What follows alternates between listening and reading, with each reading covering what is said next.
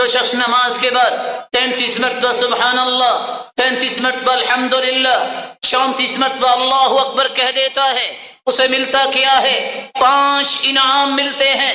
پہلا انعام، اللہ کے رسول صلی اللہ علیہ وسلم نے فرمایا کفرت عنہ خطایا وان كانت مثل زبد البحر، اگر کسی کے سمندر کی جھاگ جتنے بھی گناہ ہوں سب کے سب معاف کر دیے جاتے ہیں۔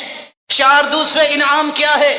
صحابہ آ کے کہتے ہیں اللہ کے رسول وہ امیر صحابہ حج بھی کرتے ہیں، عمرہ بھی کرتے ہیں، جہاد بھی کرتے ہیں، صدقہ بھی کرتے ہیں، کیونکہ ان کے پاس مال زیادہ ہے، ہمیں بھی کوئی ایسا نسخہ بتائیے کہ ہم ان کے برابر نیکیوں میں ہو جائیں۔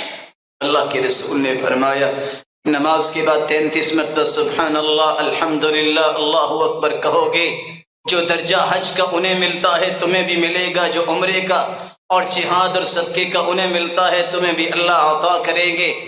اور میں ادب سے یہ بات کہنا چاہوں گا، نماز کے بعد ہوتا کیا ہے؟ السلام علیکم ورحمۃ اللہ، اللہم انت السلام ومنک السلام والیک یرجع السلام فحینا ربنا بالسلام، اور چلے گا۔ سنت کیا ہے؟ اللہ کے رسول کا طریقہ کیا ہے؟ اس وقت اللہ کے رسول ذکر کیا کرتے، میں دعا کروں آپ دعا کریں، کوئی شورٹ ہی نہیں ہے کہ ہماری قبول ہوگی کہ نہیں ہوگی، لیکن اللہ کے فرشتے جب دعا کرتے ہیں ان کی دعا کو رد نہیں کیا جاتا۔ والملائکۃ یصلون ما دام فی مجلسہ الذی صلی فیہ، تقول الملائکہ اللہم اغفر لہ اللہم ارحم اللہم تب علیہ ما لم یؤذی وما لم یحدث۔ نماز کے بعد جب تک تم ذکر کرتے رہتے ہو اربوں فرشتے 3 دعاؤں میں لگ جاتے ہیں، اللہم اغفر لہ، اے اللہ اس کو معاف فرما دے، اللہم ارحم، اللہ اس پہ رحمت کی برکھا برسا دے، اللہم تب علیہ، اللہ اس کی توبہ کو قبول فرما لے، ما لم یؤذی وما لم یحدث، جب تک وہ کسی کو تکلیف نہ دے، بے وضو نہ ہو جائے، فرشتے دعائیں کرتے ہی رہتے ہیں۔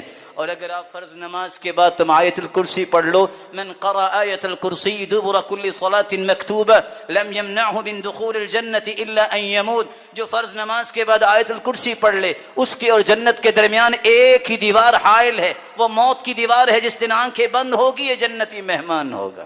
ومن سبح اللہ 33 وحمد اللہ 33 وکبر اللہ 34 حطت عنہ خطایاہ وان كانت مثل زبد البحر، 33 مرتبہ سبحان اللہ، 33 مرتبہ الحمدللہ، 34 مرتبہ اللہ اکبر جو کہہ دیتا ہے، سمندر کی جھاگ کے برابر بھی گناہ ہوں تو اللہ اسے دھلوا دے۔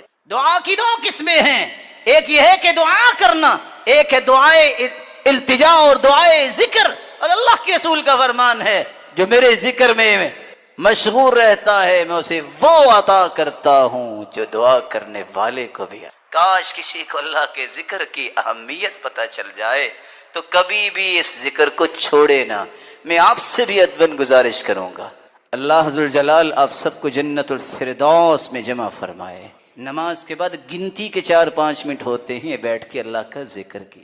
سارہ علیہ الصلاۃ والسلام، ابراہیم علیہ الصلاۃ والسلام کی زوجہ محترمہ، جن کے بارے میں صحیح بخاری کی روایت ہے، رسول اللہ صلی اللہ علیہ وسلم نے فرمایا بینما هو ذات یوم وسارہ اذ اتى على جبار من الجبابرہ، ابراہیم اپنی بیوی کے ساتھ جا رہے ہیں، گزرتے گزرتے ایسے جابر حکمران کے پاس سے گزرے، فقیل له انها هنا رجلا معه امرأة من احسن الناس، اس کے چاہنے والوں نے بادشاہ کو خبر دی ایک آدمی گزر رہا ہے جس کے ساتھ شاید کہ دنیا کی خوبصورت عورت ہے، فارسل الیها، اس جابر نے حکم دیا کہ لے آؤ میرے پاس۔ ابراہیم علیہ الصلاۃ والسلام کو بھی بلایا گیا، بیوی کو بھی بلایا گیا، دونوں کو جدا کر دیا، ایک کو ایک کمرے میں ایک کو ایک کمرے میں۔ میرا رب اپنے پیاروں کو آزماتا ضرور ہے لیکن گراتا نہیں ہے۔ ابراہیم علیہ الصلاۃ والسلام موقن بربی، اپنے رب پہ یقین کرنے والے کمرے میں جاتے اللہ اکبر، نماز شروع کر دی۔ سارہ علیہ الصلاۃ والسلام جس کمرے میں ہے وہ جابر، وہ ظالم اپنے ظلم کی ہوس پوری کرنے کے لیے ذهب يتناولها بيدي، ہاتھ آگے بڑھاتا ہے، فقال، جو ہی ہاتھ بڑھاتا ہے سارہ علیہ الصلاۃ والسلام دعا کرتی ہیں، ہاتھ شل ہو جاتا ہے. کہتا ہے ایک مرتبہ دعا کر دو میرا ہاتھ ٹھیک ہو جائے، میں تمہیں تکلیف نہیں دوں گا. ولا اضرک، میں تمہیں تکلیف نہیں دوں گا. فدعت اللہ فاطلق، سارہ علیہ الصلاۃ والسلام نے دعا کی، ہاتھ ٹھیک ہو گیا. ثم تناولها الثانیہ، پھر آگے ہاتھ بڑھاتا ہے. فاخذ مثلها، سارہ علیہ الصلاۃ والسلام کا یقین کیا کہتا ہے، میرا رب اس ہاتھ کو میرے پاس پہنچنے نہیں دے گا. ہاتھ پھر شل ہو گیا. فقال ادع اللہ لی ولا اضرک، ایک مرتبہ پھر دعا کر دو میرا ہاتھ ٹھیک ہو جائے، میں تمہیں تکلیف نہیں دوں گا. دعا کی پھر ٹھیک ہو گیا. تیسری مرتبہ پھر ہاتھ آگے کیا، شل ہو گیا. الیقین صلاح اول هذه الامه بالزہد والیقین، جس کو یقین ہو جائے اللہ اسے گرنے نہیں دیتے. کہتا ہے دعا کر دو میرا ہاتھ ٹھیک ہو جائے، میں دوبارہ یہ کوشش نہیں کروں گا. باہر نکلا اور کیا کہتا ہے، انکم لم تؤتونی، انکم لم تأتونی بانسان، یہ کوئی انسان نہیں لگتا جو تم میرے پاس لے کے آئے ہو. فاخدمها ہاجر، کہا میری طرف سے تحفہ ہے ہاجرہ، یہ لونڈی علیہ الصلاۃ والسلام. اللہ عز و جلال اپنے پیغمبر ابراہیم کو سب کچھ دکھا رہے تھے کہ کیا ہو رہا ہے، وہ دیکھ رہے تھے. جب سارہ علیہ الصلاۃ والسلام ان کے پاس پہنچی تو کہتی ہیں رد اللہ کید الکافر واخدم ہاجر، اللہ نے کافر کے شکنجے کو توڑ دیا اور اسی کے ذریعے ہاجرہ بطور تحفہ اور بطور خدمت دے دی. انسان ہے، اس میں کمزوری آ جاتی ہے، کسی کی بات سے متاثر ہونا یہ بھی اس کی عادات میں سے ایک عادت ہے. زیادہ پریشرائز بھی کرے تو یہ پریشان بھی ہو جاتا ہے. جیسے کہ آج کل طرح طرح کی خبریں، طرح طرح کی باتیں، اور اللہ عز و جلال کے پیغمبر کی بات کو سوچے تو مجھے اور آپ کو شرمندگی ہونی چاہیے. ہر بات کو بغیر تحقیق کے اڑا دیتے ہیں، آگے شیئر کر دیتے ہیں. کفى بالمرء كذبا ان يحدث بكل ما سمع، آدمی کے جھوٹا ہونے کے لیے اتنا ہی کافی ہے وہ سنی سنائی بات کو آگے کر دے اور اس کی تحقیق نہ کرے. اس اعتبار سے دیکھیے اس وقت قوم کس جرم میں مبتلا ہے اور کس طرح لوگوں کے اندر یہ خوف اور ہراس پیدا کر دیا ہے کہ لوگوں کو جان کے لالے پڑ گئے ہیں، حالانکہ صحت مند جو ہے وہ فوت ہو جاتے ہیں، بیمار کتنے سال زندہ رہتے ہیں، کیونکہ فیصلہ اس کا نافذ ہونا ہے. اگر احتیاطیں ہی کام کرتی، اللہ ان کو جزائے خیر دے، ڈاکٹرز کو تو کم از کم ڈاکٹرز تو تمام میئرز کا اہتمام کرتے ہیں، وہ تو اللہ کے پاس نہ جاتے. اس بات میں مجھے اور آپ کو سمجھ نہیں آتی کہ فیصلہ پھر بھی اللہ کا ہے، اس پہ یقین کریے. الا بذکر اللہ تطمئن القلوب، اس کو مینٹین رکھنے کے لیے آپ کو اللہ کا ذکر معمول بنانا پڑے. اس یقین کو مینٹین رکھنے کے لیے شریعت نے دوسرا پہلو بیان کیا ہے. یا ایھا الذین آمنوا صلوا علیہ وسلموا تسلیما، کثرت سے اپنے رب کا بھی تذکرہ کیجئے اور کثرت سے اپنے رب کے محبوب پر درود بھیجئے. دو چیزیں جب تک آپ یقین کے ساتھ رکھیں گے آپ کا یقین کبھی تزلزل کا شکار نہیں ہوگا، کبھی آپ کو پریشانی لاحق نہیں ہوگی. اسی لیے تو اللہ جلال نے فرمایا ہے کہ ان دلوں کو سکون اللہ کے ذکر سے ملتا ہے. اسی لیے تو اس کے محبوب نے فرمایا تھا جب تم کثرت سے درود پڑھو گے اذن تکفی ہمک وَيُغْفَرُ لَكَ ذَنْبُكَ، تمہارے گناہ بھی اللہ سارے معاف کر دیں گے اور سارے کے سارے غموں کو اللہ ذوالجلال خود دور فرما دیں. اس لیے ابو ثعلبہ الخشنی رضی اللہ تعالی عنہ روایت کرتے ہیں رسول اللہ صلی اللہ علیہ وسلم نے فرمایا اذا كان لیلۃ النصف من شعبان، جب شعبان کا نصف ہوتا ہے، اطلع اللہ الی خلقہ، اللہ رب العزت اپنی مخلوق کی طرف جھانکتے ہیں. فیغفر للمؤمنین، مومنوں کو اللہ رب العزت معاف فرما دیتے ہیں.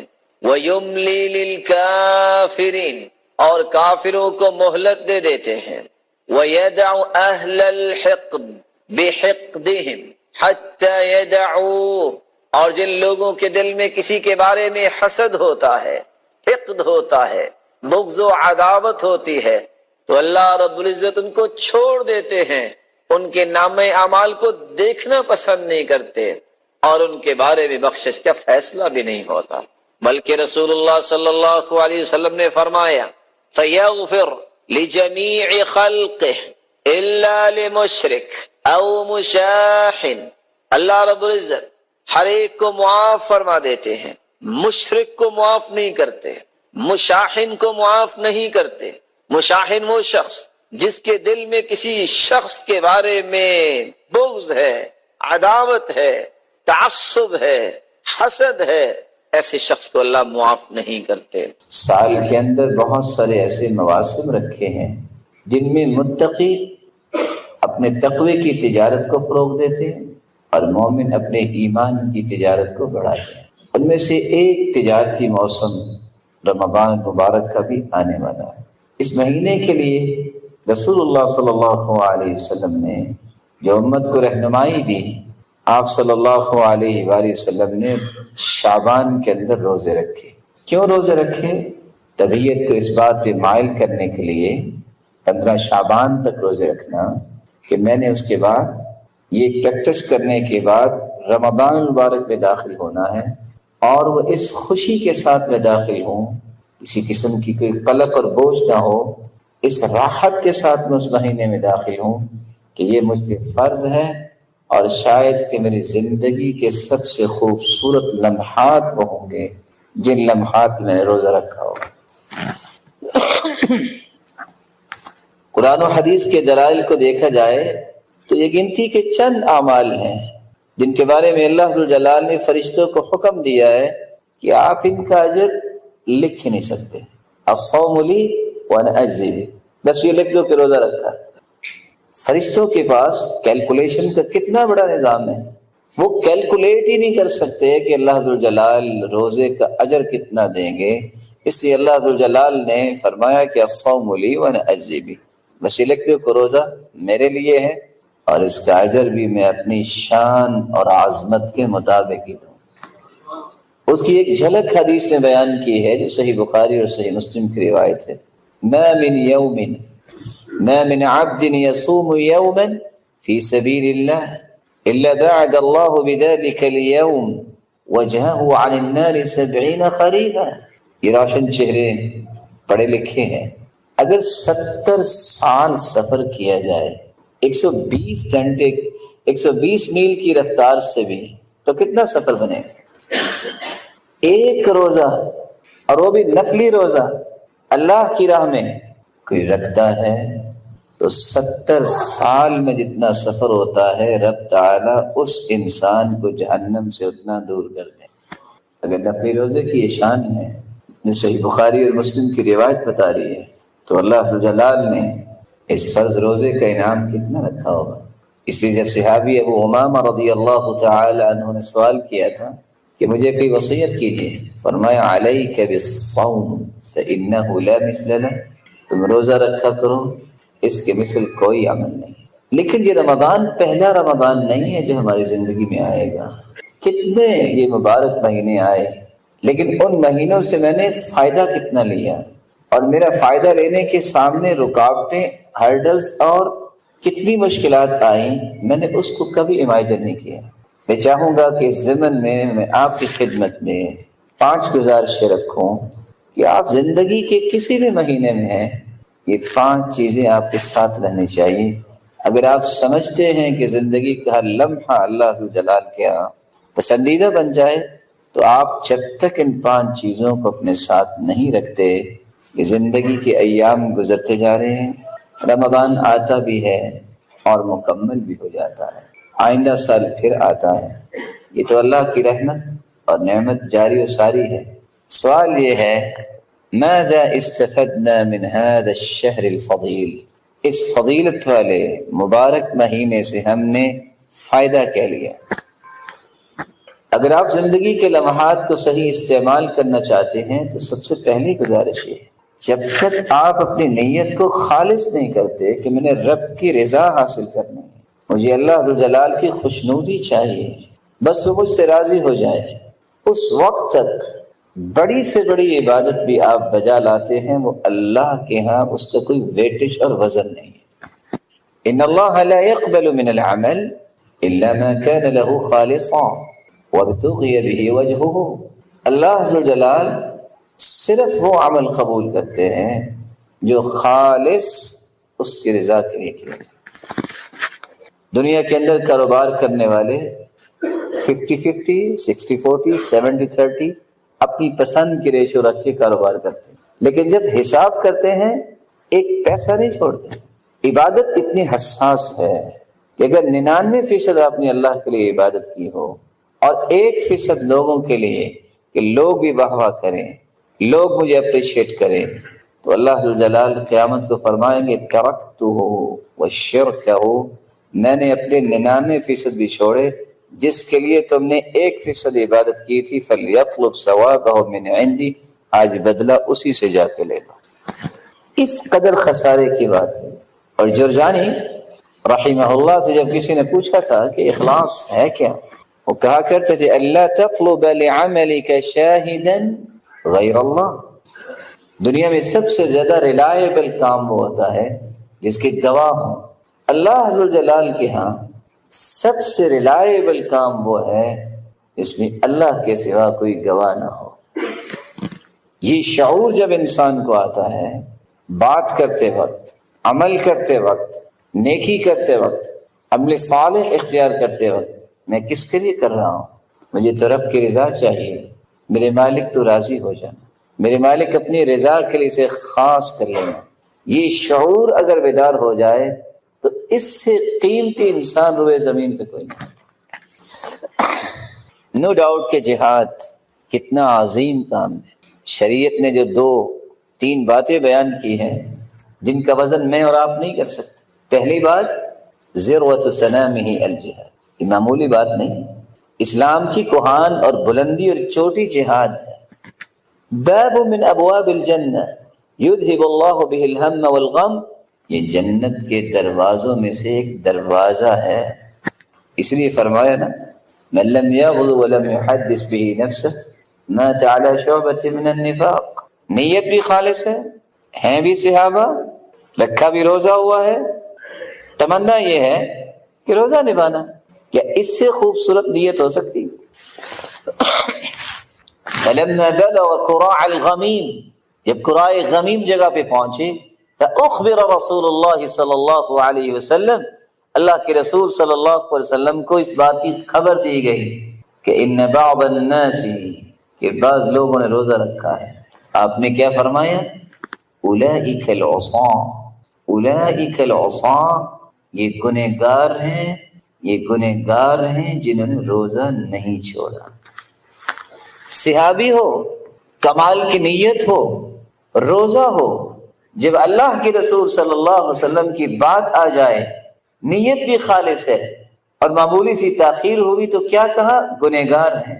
اگر میں اور آپ جو بہت ناکارہ لوگ ہیں اور ہماری نیتوں کا بھی کیا وزن ہوگا، اگر ہم کوئی کام کریں تو ہم گنہگار نہیں ہوں گے جو سنت کے مخالف ہوگا؟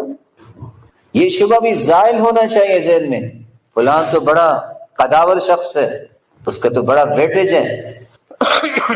دنیا کے ہر قداور شخص کو جمع کر لیا جائے، پوری کائنات کو، محمد مصطفیٰ کی ایک بات کا مقابلہ نہیں کر سکتا۔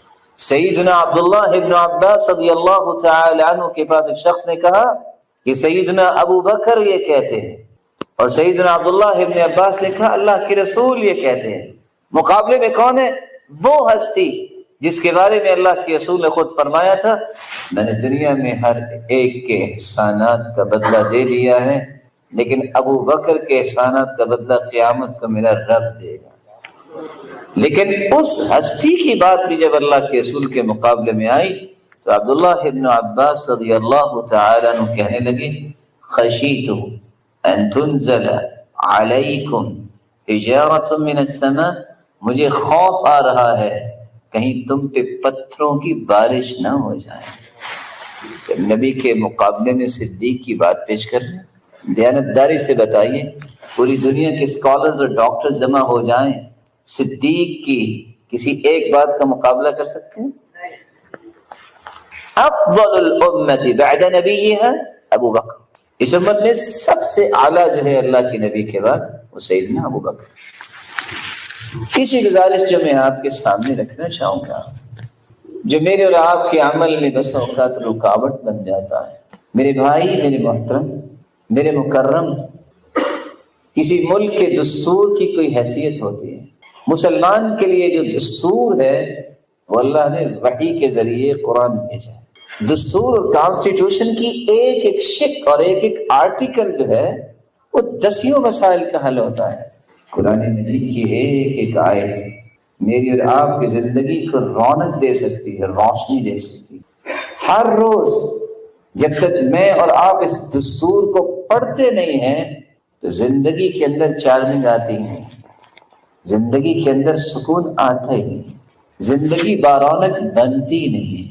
یہ اللہ نے رونق رکھی ہے زندگی کی تو ان تین چیزوں میں، قرآن کی تلاوت ہے، اللہ کا ذکر ہے، اور رسول اللہ صلی اللہ علیہ وسلم پر درود بھیجنا ہے۔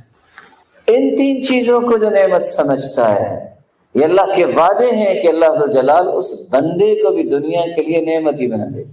سیدنا عمر رضی اللہ تعالی عنہ، جن کے بارے میں ابن حجر اسقلانی لکھتے ہیں کہ 15 آیات رائے عمر کی ہوتی، اللہ اسے آیت بنا کے نازل کر دیا۔ کیا راز تھا؟ بیت اللہ میں تشریف لائے، کہتے ہیں یا رسول اللہ لو اتخذنا ذلك المكان للمصلى، یہ مقام ابراہیم پہ اگر ہم نماز پڑھ لے تو۔ ابھی یہ بات کر کے فارغ ہوئے، جبریل امین آئے، یہ آیت لے کر واتخذوا من مقام ابراہیم مصلی، آیت نازل ہو۔ سیدنا عمر رضی اللہ تعالی عنہ اللہ کے رسول صلی اللہ علیہ وسلم کے پاس آئے، کہتے ہیں یا رسول اللہ دخل علیک البر والفاجر ولو امرت امہات المؤمنین بالحجاب، آپ کے پاس نیک بھی آتے ہیں، بد بھی آتے ہیں، اگر آپ پردے کا حکم دے دے تو مومنوں کی ماؤں کو۔ ابھی آپ نے کچھ نہیں کہا کیونکہ آپ وحی کے بغیر تو نہیں بولتے تھے، جبریل آئے اور پردے کی آیات لے کے آئے۔ عمر رضی اللہ تعالی عنہ کا معمول یہ تھا، کان اذا دخل البیت نشر المصحف قرأ فيه، صبح نماز پڑھاتے، ذکر و اذکار سے فارغ ہوتے، گھر داخل ہوتے، سب سے پہلا کام قرآن مجید کھول کے بیٹھ جاتے، اس کی تلاوت کرتے، پھر دنیا کے دیگر امور کو دیکھتے۔ آج یہاں سفید بالوں والے مجھے لوگ نظر آ رہے ہیں، اللہ انہیں سلامت رکھے، ان کو عزت دے، ان کو برکت دے۔ ذرا ان سے پوچھئے گا، ان بزرگوں سے، کہ آج سے 30 سال پہلے ہندوستان پاکستان میں مسلمانوں کی کیفیت کیا تھی؟ کوئی مرد اور عورت کسی کام کو ہاتھ نہیں لگاتا تھا جب تک قرآن نہیں پڑھتا، اور زندگیوں میں برکت تھی۔ اور آج سوتے وقت بھی آخری کام یہ ہوتا ہے موبائل، اور اٹھتے وقت بھی پہلا کام یہ ہوتا ہے موبائل۔ کہاں سے تربیت آئے گی؟ قرآن مجید کی تلاوت کو معمول بنائیے۔ ہم اصل میں رمضانی مسلمان بننا پسند کرتے ہیں، ربانی مسلمان بننا پسند نہیں کرتے، ہمیں ربانی مسلمان بننا ہے۔ اللہ کے رسول صلی اللہ علیہ وسلم نے یہ منہج بیان کیا ہے، اقرأ فی 40، زیادہ سے زیادہ 40 دن میں قرآن ختم ہونا چاہیے۔ اقرأ فی 30، صحابی نے کہا میں اور پڑھنا چاہتا ہوں، کہا تو 30 دن میں ختم کر لو۔ اقرأ فی 25، 25 دن میں ختم کر لو۔ اقرأ فی 20، نہیں میں اور پڑھنا چاہتا ہوں، کہا تو پھر 20 دن میں ختم کر لو۔ اقرأ فی 15، 15 دن میں ختم کر لو۔ اقرأ فی 10، اقرأ فی 7، یہ معمول تھا صحابہ کا۔ آپ 40 دن میں قرآن ختم کریں۔ اللہ عز و جلال نے جو قرآن میں لذت رکھی ہے، یہ آپ کے سر کے بالوں سے لے کے پاؤں تک آپ کو اس طرح سرشاری عطا کرے گی کہ دنیا وَأَقِمِ الصَّلَاةَ طَرَفَيِ النَّهَارِ وَزُلَفًا مِّنَ اللَّيْلِ إِنَّ الْحَسَنَاتِ يُذْهِبْنَ السَّيِّئَاتِ ذَلِكَ ذِكْرَى لِلذَّاكِرِينَ۔ وَأَقِمِ الصَّلَاةَ طَرَفَيِ النَّهَارِ وَزُلَفًا مِنَ اللَّيْلِ، صبح اور شام نماز کو قائم کرو. ہوگا کیا؟ وہ گناہ جو تم کر چکے ہو، ان الحسنات، یہ نماز دنیا جہان کی توحید کے بعد سب سے بڑی نیکی ہے. جو بندہ نماز کا پابند ہے نا، اللہ تعالیٰ اسے گرنے نہیں دیتے. نماز ہر اس پریشانی کا علاج ہے جس کا حل انسانی ہاتھوں میں نہیں ہے. جس کا حل انسانی ہاتھوں میں نہیں ہے، وہ حل اللہ نے نماز میں رکھ دیا ہے. میں نے بولا کیا کہا ہے؟ اب سورج گرہن ہو، چاند گرہن ہو، انسانی ہاتھوں میں کوئی حل ہے اس کا؟ فَافْزَعُوا إِلَى الصَّلَاةِ، اس کو بھی ٹھیک کرنا چاہتے ہو نا سورج اور چاند کو، تمہاری زندگی کو تہوالا کر دیا جاتا ہے. جب سورج گرہن لگتا ہے اندھیرا چھا جاتا ہے.